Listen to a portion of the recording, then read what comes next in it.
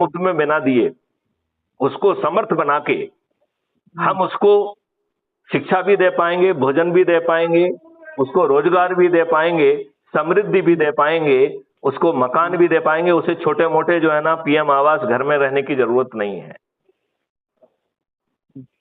लेकिन उसके लिए आज जो हमारे नेता हैं, ये हमारे नेता क्यों होना चाहिए जिनका सोच और चिंतन हमें अच्छा भारत देने का नहीं है, जो मजबूरी में अपराधियों को अपने मंच पे बिठाते हैं।